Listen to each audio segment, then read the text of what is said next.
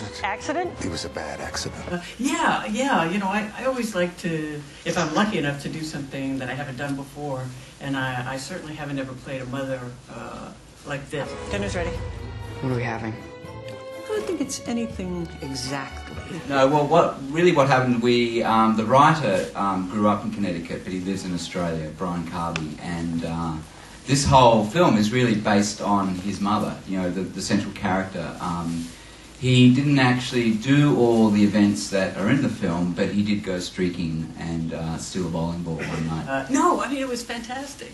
I haven't really ever judged by nationality, if directors are better, depending where they're from. But Andrew's really brilliant, and it was his first, you know, full-length movie, and it was extraordinary. It was really the same experience as being in a big Hollywood movie.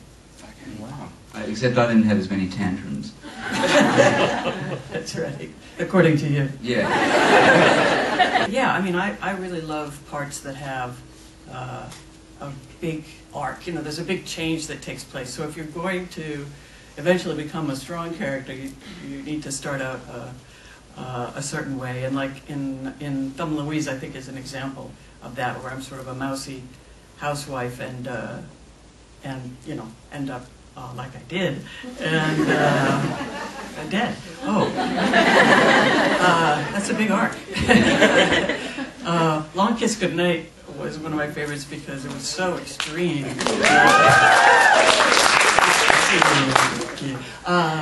You know, I'm like a cookie baking mom, and then I'm an amnesiac assassin, and that was fun. That was really fun.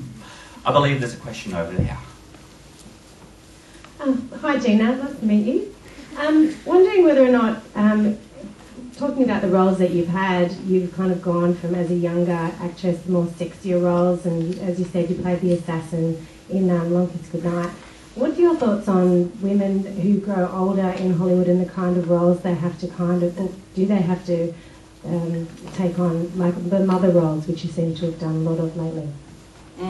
I know, you know, it definitely gets slimmer when you get past 40. The number of parts and the kind of parts, as you say. I'm just thrilled that Meryl Streep is doing so well. I mean, she's the romantic lead in some movies in her 60s, and I just think that's awesome. But we need a lot more of that. You know, there's really.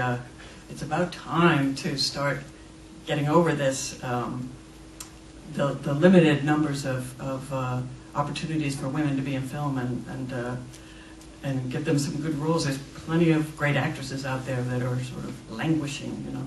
But I've always just made my own decisions because, you know, there's nothing I can base a choice on besides my sort of gut feeling when I read it. Like, I can tell if I like it, if I start picturing myself saying those lines, I say, oh, I want to do that, I want to be that, and that certainly happened with Accidents Happen. Some of the turns of phrase, you'll see why I wanted to say them.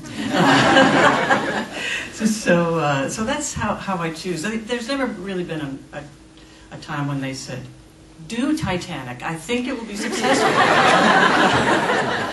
And when I first met Geena, I was assuming that like there would be 3 agents sort of as a buffer between Geena and then I went there and it's in a very imposing CAA building, and you know, Geena came in and I was like, so it's just you. It's like, oh, this is great, because I was more nervous about the agents, because the agents were like, well, you know, why, you young Australian first-time filmmaker, why do you want to work with Geena? And there was none of that. I didn't actually really meet the agents at all. And so it was really direct to Geena, and we really just chatted about life and family and realised that we actually liked each other and we would be able to work together, and it was very simple. It was unencumbered by all those twists and turns that Hollywood often likes to produce. We'd like to question them further down the station. Oh, Billy, your halo's slipping. Pardon the dueling banjos. I think there were some cousin marriages on the father's side. Whenever the shit hits the fan, you're the one to check out. I did. I read the book, The Accidental Tourist, while we were making The Fly, and I was thinking, God, this would make a great movie. this is amazing. I wish I could play this part. I would be so great in this part. And I called my agents and said, hey, there's this book, and maybe could we buy it and then, own the rights? And they were like, they sold the rights a year ago. I didn't know how these things work, but rights get snapped up far before, way before the book comes out. So anyway, I was like, oh God, this is so disappointing. I'll never be able to play this part. And, cut to a lot of convolutions later, and I did get to play the part. I couldn't believe it was really like a fairy tale sort of. It was really an amazing turn of fortune that I got to play. And you won an Oscar. How did that change things?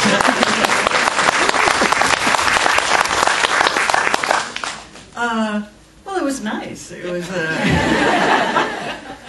It was. It was like the capper to being able to play that part, and it's great. It was weird because it was kind of early in my career, and I was like, all right, well, I got that out of the way. I guess I don't have to worry about that anymore.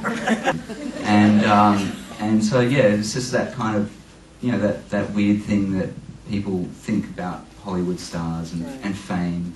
That whole thing is quite false sometimes.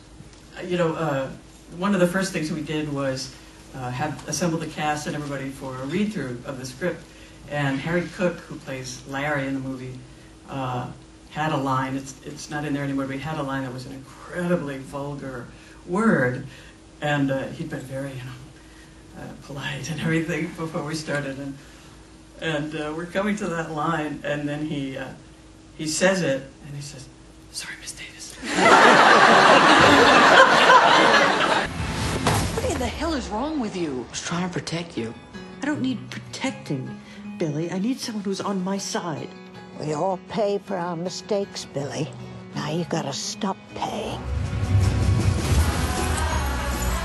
Will I pass in a crowd? Depends on how big it is. Mom's here. You made a bit of light to shine. Come on, Streaker. So how did your wife die? Electrocuted. Washing dishes. I hate doing the dishes. Yeah, so do I. You would?